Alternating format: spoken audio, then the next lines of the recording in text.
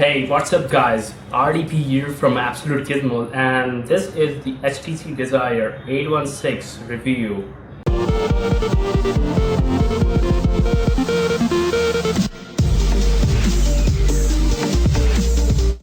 So in this review of the HTC Desire 816, we will be covering off the specification, the gaming and benchmarks, and its competition, and the last thing, some of the FAQs, something like the USB ODG, its futuristic, and most of everything will be covered by me, and I'll try to possible to answer your questions too.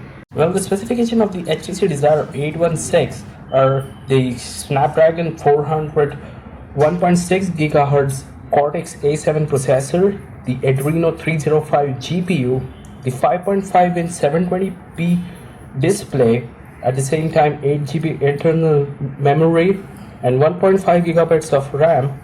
The internal memory is expandable up to 128 GB, and the rear camera is of 13 megapixel, while the front facing camera is 5 MP, and both are capable to record 1080p videos.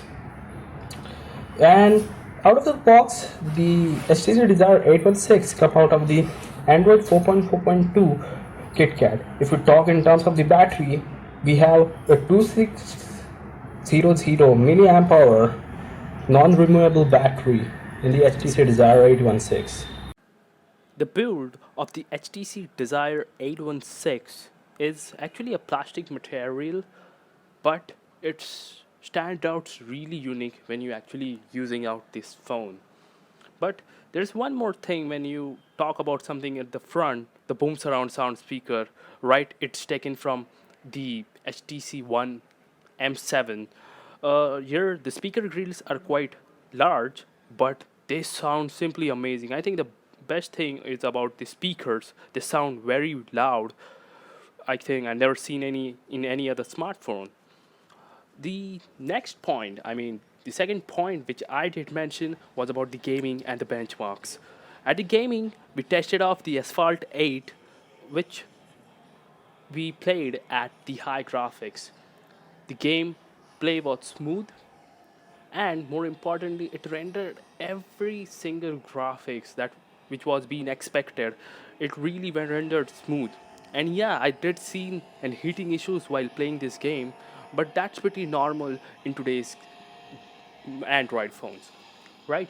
And we even played many other games, something like the Shadowgun Deadzone, even one of the multiplayer game you should try out. And that game even rendered very well. It played very thing in no lag. Even the phone tends to multitask very good.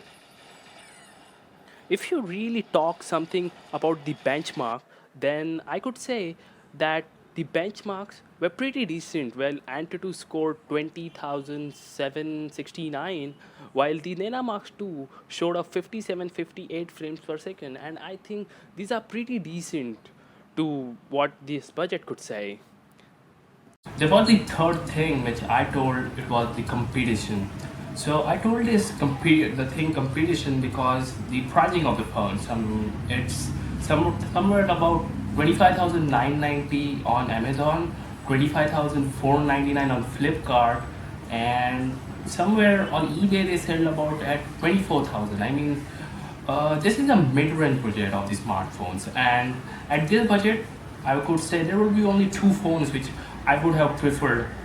I used to prefer mostly. There was the one Moto X and the Nexus 5. So about the competition, I could say that all the three phones are pretty amazing. But if we talk about the futuristics, then the Nexus 5 will be the first one to get the Android L upgrade, because it's the phone by the Google. It's all the way first one, and even the Motorola has told about they will be giving the Android L update to the Moto X, but there is no news about the HTC Desire 816. Only the HTC One M8 is confirmed yet. So I think HTC would be giving an Android L update, but it would take time. But still, because it's in custom Android interface, that's That's what it is called, the Sense user interface. So it would take time for HTC to develop the Sense user interface. So I think they would be getting the Android L update. And something about more about the FAQs. Even I talked about some of the FAQs. The USB ODG. The first thing I would definitely love to cover is the USB ODG. So the USB ODG, it does support the USB ODG. You know, it does pretty much amazing. I tried out my card reader. I tried out my pen drive. While shooting the video, I didn't have anything in my card, so sorry for it. And if I talk something more about its camera, I would just sum up. There's the link in the description for the complete review I've written in the text format. You can check out the camera samples. There's the link in the description. So the camera, the 13 megapixel rear camera, was pretty decent. In the daylight, it was good. In the low light, it performed somewhere like an overflash. But the front-facing selfie camera, I would say it was amazing. It was really amazing. What about the battery life? The HTC packs 2600 milliamp hour battery, which was I really got a proper one day use with a normal amount of 3G, watching videos, playing games, etc. So the battery even was decent. So overall sum up whether to buy this device or not. So first of all, I'll say the 720p display. It did when I was using the phone, it never looked like a 720p display. It looked like I'm using a 1080p display. Next thing, the thing which I loved was the boom surround sound speakers, same like the HTC One. The sound was amazing. Even the headphone output are amazing.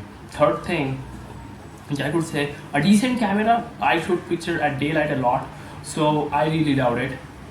The fourth thing, the same HTC user experience. The Sense user interface was completely the same in the HTC Desire 816. It looked like that I was using an HTC One M8 in the Desire 816 and somewhat cheaper. A plasticky build, but still that build looked beautiful, and when you are in a crowd, you will feel amazing to use that phone. So overall, I would prefer to buy, over the vanilla Android. HTC Sense user interface would be the only interface which I love. So I would definitely prefer you to go for HTC Desire 816. So that's all about the HTC Desire 816. Do like and subscribe. Till that time.